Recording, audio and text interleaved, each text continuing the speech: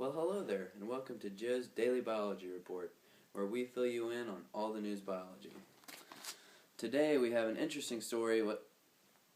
No, Mom, peanut butter Nutella, not jelly. Kinda need those.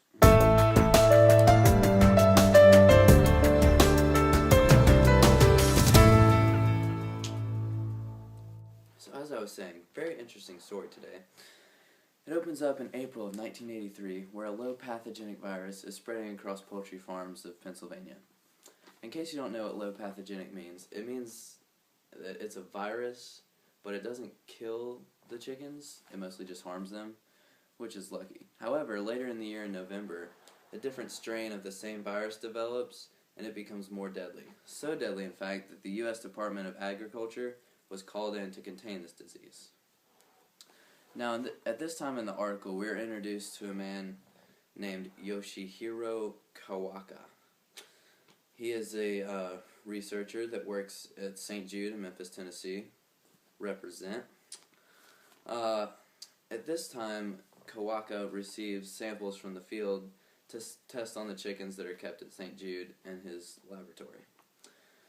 What he finds is disturbing. When Kawaka infects the chickens with the virus, 100% of them died. Now, this is the virus that occurred in November.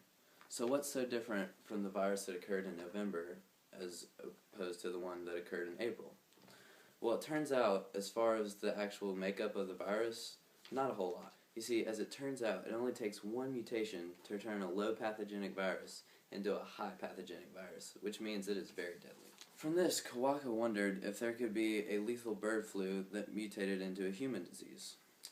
Almost 30 years later, he finally found his answer.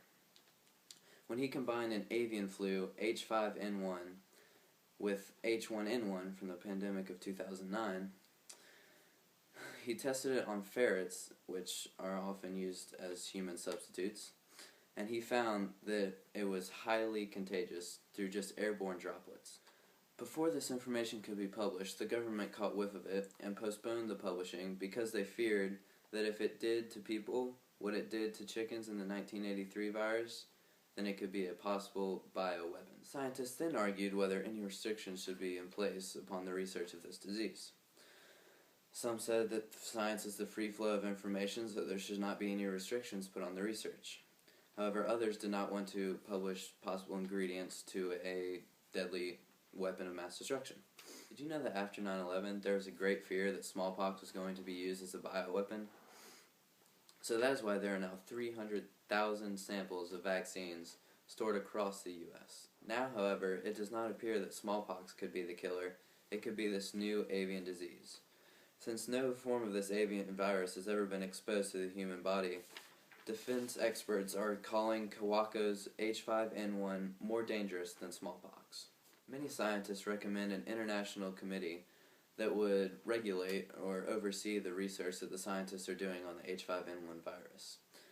The reason that this research is so much different than that of, say, nuclear weapons of mass destruction is that this research could potentially affect public global health.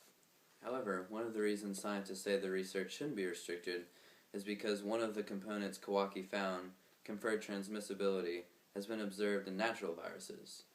So if we can learn about this virus and prevent the transmissibility of this virus, we could also prevent any natural viruses that are occurring, and we could stop their transmissibility.